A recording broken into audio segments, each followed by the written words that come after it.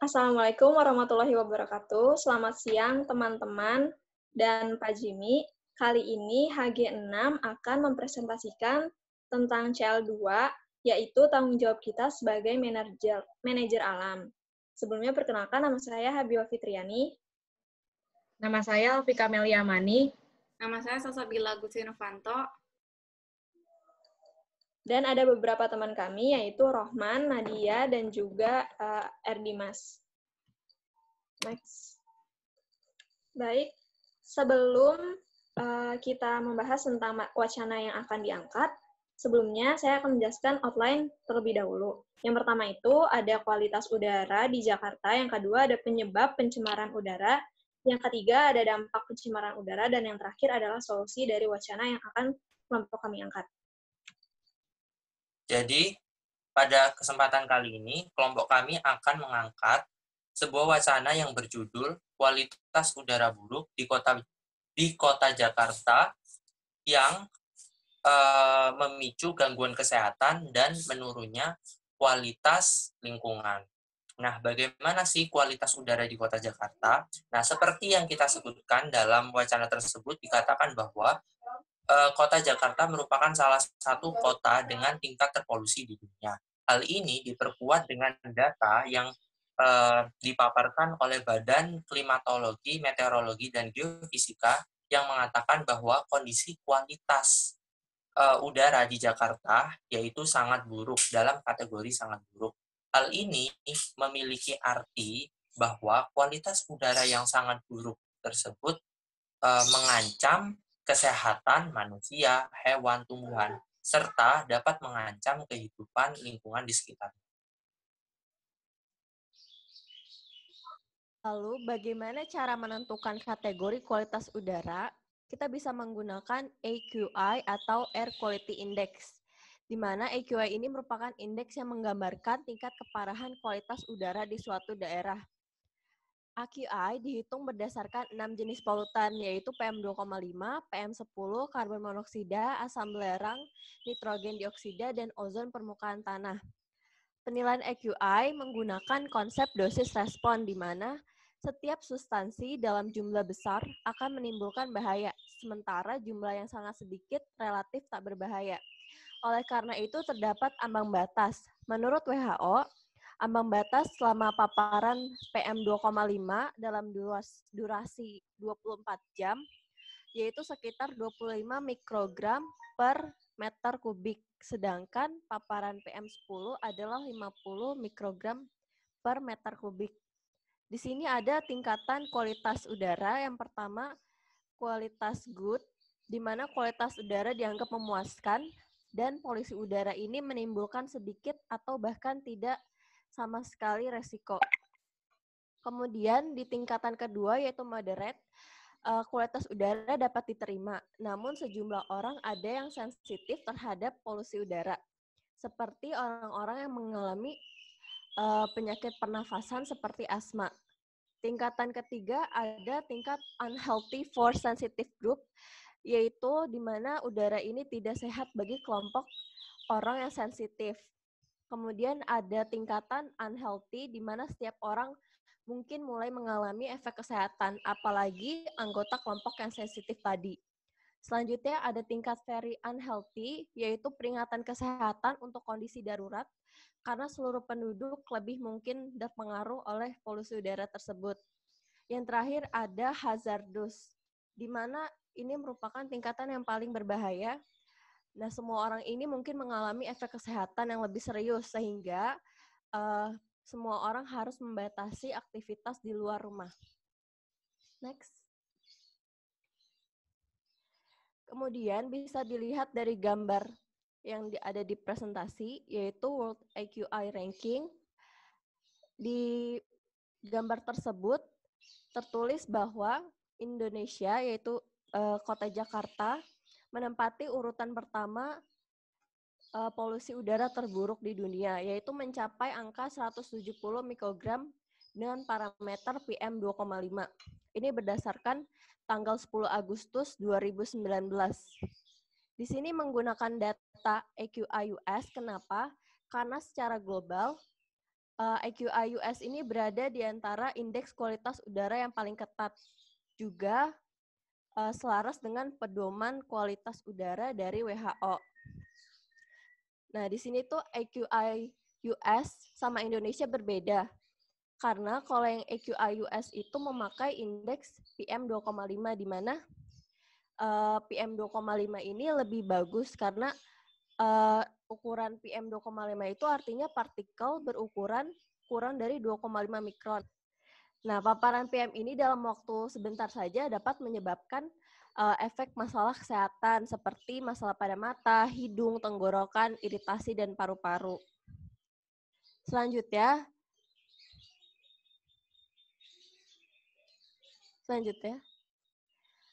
bisa dilihat secara detail data AQI 2016 sampai 2019 di Kota Jakarta.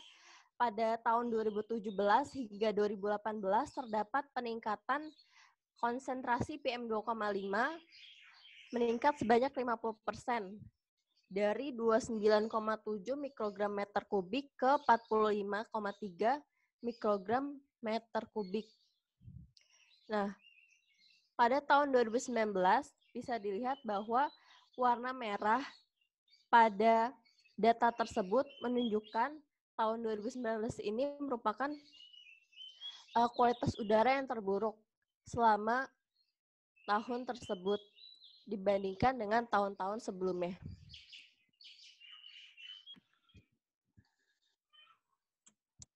Mengapa kami mengaitkan jumlah populasi di DKI Jakarta dengan penyebab polusi udara?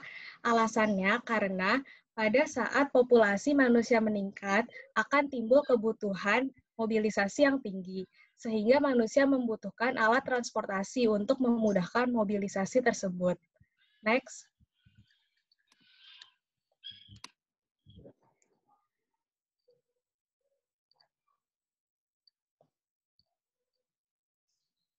Next. Peningkatan kebutuhan transportasi menyebabkan semakin banyak asap kendaraan yang dihasilkan. Asap kendaraan di sini menjadi salah satu faktor penyebab polusi udara. Sedangkan faktor pendukung lainnya yaitu asap pabrik, limbah industri, dan limbah rumah tangga. Lalu apakah benar bahwa jumlah kendaraan yang ada di Jakarta lebih banyak dibandingkan penduduknya? Next. Jawabannya adalah benar. Berdasarkan data dari Badan Pusat Statistik DKI Jakarta yang dijabarkan menunjukkan bahwa jumlah kendaraan roda 2 sebanyak 13,9 juta dan kendaraan roda 4 sebanyak 3,5 juta. Sedangkan penduduk Jakarta sebanyak 10,5 juta jiwa. Hal tersebut membuktikan bahwa kendaraan yang ada lebih banyak dibandingkan penduduknya. Oleh karena itu, berbagai rencana mulai disusun, seperti penggunaan mobil listrik, transportasi umum ramah lingkungan, pembuatan taman kota, sampai pemilihan tanaman yang diyakini dapat membersihkan udara. Selanjutnya, saya akan menjelaskan tentang lingkungan sehat. Terdapat pada wacana tersebut menjelaskan populasi udara di Jakarta, termasuk kualitas udara yang di dalam kategori tidak sehat dan sangat berdampak pada lingkungan sehat. Jadi lingkungan sehat tidak lagi sehat. Nah, jadi terdapat sanitasi lingkungan. Nah, sanitasi lingkungan itu terdapat pada lingkungan adalah kegiatan yang ditunjukkan untuk meningkatkan dan mempertahankan standar kondisi sanitasi lingkungan. Nah, tetapi pada populasi di Jakarta itu membuat sanitasi lingkungan menjadi buruk. Yang pertama, pasokan air yang bersih dan aman. Kondisi ini bukanlah lingkungan yang sehat lagi pada wacana tersebut, karena masih banyak industri-industri yang membuat populasi udara semakin memburuk dan akan mempengaruhi air permukaan dan air tanah. Dan yang kedua, itu ada pembuangan limbah yang efisien. Nah, di Jakarta masih terdapat limbah-limbah yang dibuang secara tidak efisien. Ketiga, udara bersih dan aman. Pada wacana tersebut, Jakarta saat ini menjadi kota dengan populasi udara terburuk di dunia. Nah, maka dari itu terhambatnya tumbuhan untuk berfotosintesis sehingga sirkulasi udara sehat itu berkurang. Dan itu juga berpengaruh pada rumah sehat. Dan ketika sirkulasi udara sehat berkurang, otomatis sulitnya mendapatkan udara yang bersih dan segar di ruangan. Nah, hal ini menyebabkan presentasi jumlah rumah sehat itu berkurang. Populasi udara ini membahayakan kesehatan manusia, hewan, tumbuhan, mengganggu estetika, kenyamanan, dan bangunan serta properti. Nah, populasi udara ini membahayakan kesehatan bayi yang sistem kekebalan tubuhnya masih rentan. Nah, jadi terdapat sanitasi lingkungan yang buruk. Lingkungan yang tidak sehat akibat populasi udara yang mencemari lingkungan itu pada akhirnya akan menimbulkan berbagai penyakit. Seperti pada wacana tersebut, bayi yang tinggal di lingkungan tercemar, bayi yang tinggal di daerah dengan udara tercemar itu beresiko 30-50% meninggal lebih cepat. Bahkan bayi yang belum genap setahun pun akan beresiko tidak mencapai usia setahun. Nah, karena para peneliti menyebut bahwa partikel-partikel mikroskopis yang dipancarkan oleh kendaraan bermotor atau industri bisa masuk ke paru-paru dan masuk ke aliran darah yang pada akhirnya akan memicu penyakit jantung, infeksi paru-paru, dan bahkan kanker. Upaya sanitasi lingkungan. Yang pertama itu adalah uji emisi kendaraan. Nah, di mana pembatasan kendaraan bermotor melalui plat nomor, ganjil, dan genap. Yang kedua, itu gunakan transportasi publik yang sudah disarankan juga oleh pemerintah dan di wacana tersebut juga sudah tertulis. Yang ketiga, itu ada tanam tanaman anti polutan. Yang keempat, itu jangan membakar sampah sembarangan. Karena ketika kita membakar sampah sembarangan, itu akan mencemari populasi udara. Dan yang kelima, itu ada urban farming, pembuatan taman kota. Yang keenam, menggiatkan berjalan dan bersepeda. Nah, kegiatan ini akan menguntungkan masyarakat sendiri dan menguntungkan udara. Yang ketujuh, itu menggunakan masker saat kita berjalan di jalan raya, agar tidak terdapat penyakit yang ditimbulkan. Selanjutnya, sumber air bersih. Pada wacana tersebut, sumber air bersih berkurang karena populasi udara yang kurang sehat yang mengakibatkan terjadi hujan asam dan juga mempengaruhi air tanah dan air permukaan. Nah, sumber air itu ada tiga. Nah, yang pertama itu ada air permukaan, terdapat sungai, danau, dan lain-lain. Yang kedua itu ada air tanah, yaitu air tanah dangkal dan air tanah mendalam. Yang ketiga itu ada air hujan. Ada persyaratan air minum. Nah, persyaratan air minum itu jernih, tidak berwarna, tidak berbau, tidak berasa, tidak mengandung zat-zat berbahaya, tidak mengandung kuman penyakit. Nah, dari persyaratan ini itu menggunakan parameter kualitas air. Nah, parameter kualitas air itu ada parameter fisik, parameter kimia, dan parameter biologis. Nah, dari ketiga parameter ini akan diamati untuk mendapatkan kualitas air yang bersih. Selanjutnya saya akan menjelaskan yaitu materi tentang mitigasi. Materi tentang mitigasi berkaitan dengan solusi yang akan kami elaborasi pada saat ini. Yaitu menurut kelompok kami, jadi mitigasi yang dapat dilakukan dengan dua cara, yaitu cara yang pertama adalah oleh pemerintah dan yang kedua adalah oleh masyarakat. Nah, keterlibatan pemerintah ini dapat kita lakukan, yaitu yang pertama dengan melakukan pengendalian terhadap sumber-sumber pencemaran yang berfungsi untuk mengurangi atau mereduksi tingkat pencemaran terhadap udara. Kemudian yang kedua adalah melakukan penyusunan secara terstruktur terhadap pengendalian kualitas udara dengan cara, yaitu yang pertama melakukan pemantauan atau surveilansi. Selain itu juga melakukan pembatasan terhadap sumber pencemar udara. Kemudian yang ketiga adalah dapat dilakukan dengan cara secara rutin melakukan surveilansi terhadap kegiatan industri. Hal ini berkaitan dengan kebijakan pemerintah untuk mereduksi pencemaran udara dan memberikan sanksi terhadap berbagai kegiatan-kegiatan industri yang dapat memperburuk kualitas udara. Kemudian yang selanjutnya adalah peran mitigasi yang dilakukan oleh masyarakat. Dan peran yang dilakukan oleh masyarakat dapat dilakukan, yaitu yang pertama, mitigasi oleh masyarakat. Sebagai masyarakat yang mencintai lingkungan seharusnya tidak melakukan kerusakan lingkungan dan dapat melakukan tindakan-tindakan preventif untuk mencegah terjadinya kerusakan lingkungan, yaitu pencemaran udara. Kemudian yang kedua, dapat membuat kesadaran terhadap masyarakat, yaitu untuk menggunakan transportasi publik yang berfungsi untuk mereduksi pencemaran udara. Kemudian dapat dilakukan juga menanam tanaman sehingga dapat merekonstruksi kembali kualitas udara di kota. Kemudian yang selanjutnya adalah menghindari sebanyak mungkin pengelolaan sampah yang dilakukan dengan cara membakar.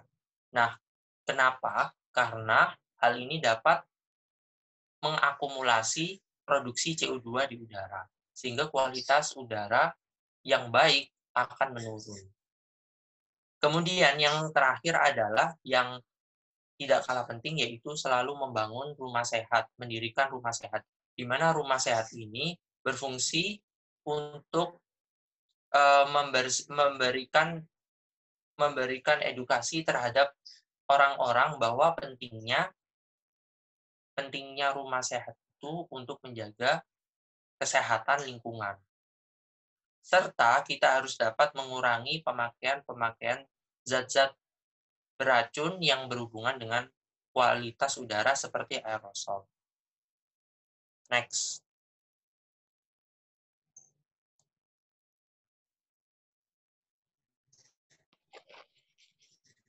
Baik, selanjutnya, dari bidang teknologi juga dapat memberikan solusi di samping solusi yang telah disebutkan oleh teman-teman saya sebelumnya. Nah, teknologi tersebut dalam bidang transportasi terdapat 3 produk yang ramah lingkungan. Yang pertama itu kendaraan hidrogen. Nah, kendaraan hidrogen ini merupakan kendaraan yang menggunakan hidrogen sebagai bahan bakar penggerak mesin. Di dalam kendaraan tersebut terpasang alat yang mampu mengubah energi kimia hidrogen menjadi energi mekanik dengan cara membakar hidrogen dalam mesin pembakaran. Nah, banyaknya perusahaan luar yang telah mengembangkan kendaraan ini dan diharapkan dapat berkembang pesat di tahun-tahun yang akan mendatang. Contohnya dari kendaraan yang berbahan bakar hidrogen ini adalah pesawat hidrogen, sepeda hidrogen, skuter hidrogen, dan juga motor hidrogen. Lalu selanjutnya, next. Yang kedua ada mobil surya. Mobil ini menggunakan energi utamanya yaitu cahaya matahari. Nah, salah satu contohnya adalah bus surya seperti yang ada ditampilkan di layar. Nah, bus surya ini merupakan kendaraan menggunakan baterai dengan tempat penyimpanan yang diperoleh dari energi cahaya matahari. Nah, pengembangan bus surya ini sejalan dengan teknologi panel surya. Bus ini juga 100% menggunakan energi matahari dengan dilengkapi dengan pendingin ruangan dan juga mampu membawa sekitar 40 orang dalam kapasitas mobil tersebut. Nah, di Indonesia sendiri sudah dikembangkan mobil dengan bahan bakar cahaya matahari ini oleh Institut Teknologi 10 November pada tahun 2013 dan sudah meraih banyak kejuaraan internasional. Dengan mobil ini dapat mencapai kecepatan 100 km per jam dan juga daya simpan baterai sebesar 5 kW. Selanjutnya. Yang ketiga yaitu ada mobil listrik. Mobil listrik ini menggunakan energi listrik yang disimpan dalam baterai atau alat penyimpanan yang lainnya. Nah, ada 3 macam kendaraan listrik yang sekarang ada di pasaran. Yang pertama itu ada mobil listrik yang mendapatkan tenaga dari pengisian luar, lalu ada juga yang mendapatkan pengisian dari generator listrik, dan yang terakhir itu tenaga listrik yang tenaganya itu disimpan dari yang awalnya sumber energi dari luar. Nah, di Indonesia sendiri sudah mulai dikembangkan mobil listrik oleh Fakultas Teknik Universitas Brawijaya dan juga Institut Teknologi 10 November yang telah mengembangkan prototipe mobil listrik yang berkapasitas 4 orang.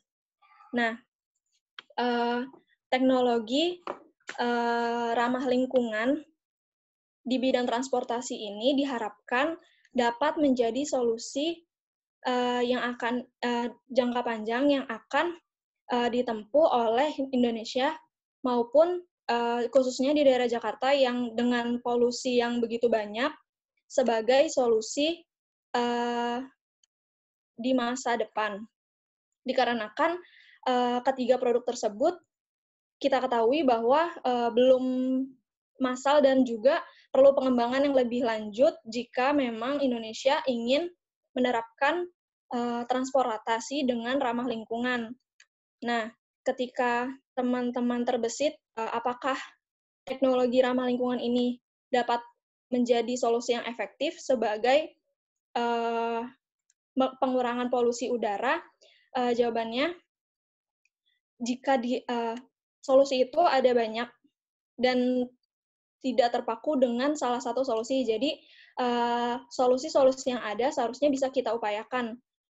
Dan juga tidak hanya terpaku kepada teknologi yang harusnya dikembangkan, tapi juga dari pihak masyarakat maupun dari pihak pemerintah.